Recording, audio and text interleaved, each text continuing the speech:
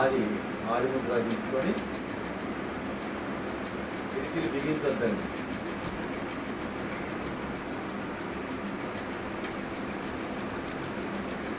వదిలేసేటప్పుడు అక్కడ ప్రెజర్ దొరుకుతుంటాం. ఉజ్జయి ప్రాణాయామం.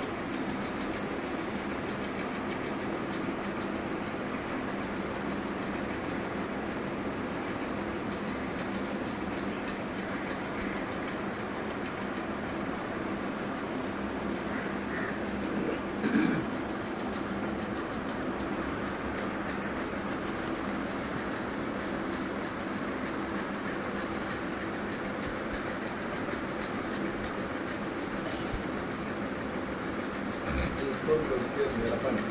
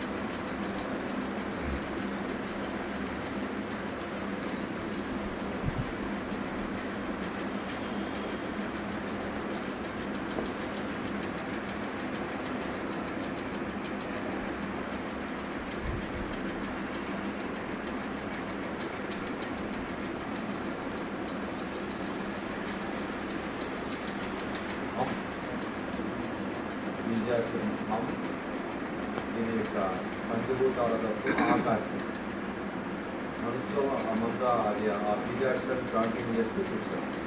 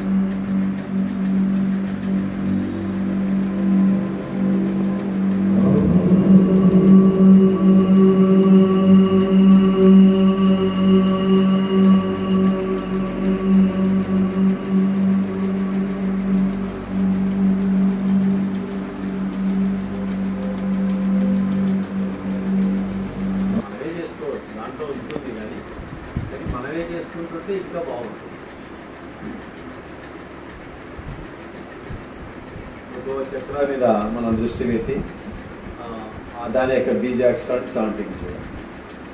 అంటే మూలాధార చక్రం కొద్దిసేపు, స్వాధిష్టానం, మణిపూరకం, ఒక్కో దాని మీద ఒక్కో బీజాక్షరాన్ని కొద్ది టైం, ఒక 11 టైమ్స్ కానీ 21 టైమ్స్ కానీ చాంటింగ్ చేస్తూ మన యొక్క దృష్టిని అక్కడే ఉంచామనుకోండి, ఆ చక్ర బాగా యాక్టివేట్ అవుతుంది. ముందుగా చేసుకొని తర్వాత చక్రాలు యాక్టివేట్ చేసుకునే కొద్దీ మనకు ధ్యానానికి కూడా చాలా ఈజీ అవుతుంది.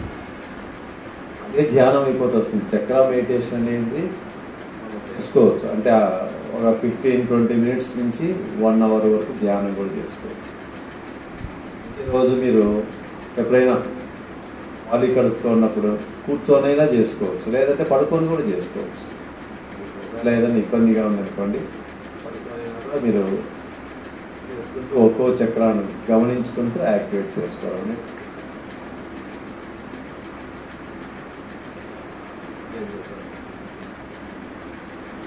అసలు రాదు. పక్కింటి వాళ్ళు బాగా చేస్తే వాళ్ళ ఇంటికి వెళ్ళిపోతే మళ్ళీ కష్టం కదా. ఏం చేశారు అసలు లక్ష్మీదేవి మనం తెలుసుకోవాలి. ఎందుకంటే పోయిన సంవత్సరం లక్ష్మీదేవి పూజకు ఈ సంవత్సరం లక్ష్మీదేవి పూజ చేసినప్పటికీ మీరు మార్పు ఏంటో మీరు గమనించాలి. ఏమైనా గమనించాలా?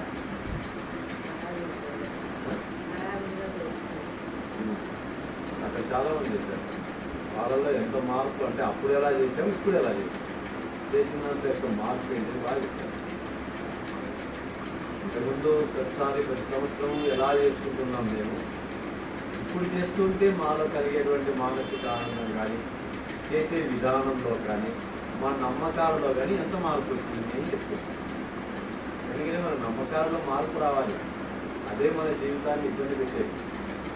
మనం ఇప్పటికి కూడా ఎప్పుడో ఇంతకుముందు తెలుసుకున్నట్టే ఇది చేస్తే అది వస్తుందంట, అది చేస్తే ఇది వస్తుందంట, ఇట్లా చేయకపోతే పాపం అంట, అట్లా చేస్తే పుణ్యం అంట, ఇవన్నీ కాదు అక్కడ. ఇప్పుడు తెలుసుకున్న తర్వాత అయినా మనం జ్ఞానాన్ని ఇంప్లిమెంట్ చేసుకోండి. ఇప్పుడు కూడా చేసుకోకపోతే ఎందుకు మనకి జ్ఞానం పక్కన పడేయండి, ఎందుకు అవసరమే కాదు. దీన్ని మన జీవితాన్ని మార్చుకోవడానికి ఉపయోగించుకోవాలంటే కేవలం శరీరానికి ఏదో ఆసనాలు, ప్రాణాయామం, ఎగరడం చేసుకుంటేనే సరిపోతుంది అనుకోవద్దు. నాలెడ్జ్ వల్ల మన జీవిత యొక్క గమనం మారాలి, చేసే స్టెప్ మారాలి. లేకపోతే మనం నాలెడ్జ్ రోజు చెప్పుకోవాల్సిన అవసరం లేదు. ఇప్పుడు రకరకాలైనటువంటి వాళ్ళు ఉన్నారు, వీడియో ఆఫ్ చేసి ఇప్పుడు ఎన్ని లక్ష్మీ పూజ చేసిన తర్వాత మన ఇల్లు సాల్వ్ అసలు పక్కనే పడుతుంది, చాలా పడుతుంది. కాబట్టి అది ఎన్ని కాదు. ఆ పూజతో ఆనందం, ఆ పుష్పాన్ని అర్పించేటప్పుడు, ఒక ఎవరికైనా మన ఇంటి దగ్గరికి వచ్చిన పేదవాడికి అన్నం పెట్టేటప్పుడు మన మనసులో ఎలాంటి భావన కలుగుతుంది, ఒక రకమైన ఆనందం అది రావాలి. ఆ ఆనంద స్థితి మనలో కలగాలి.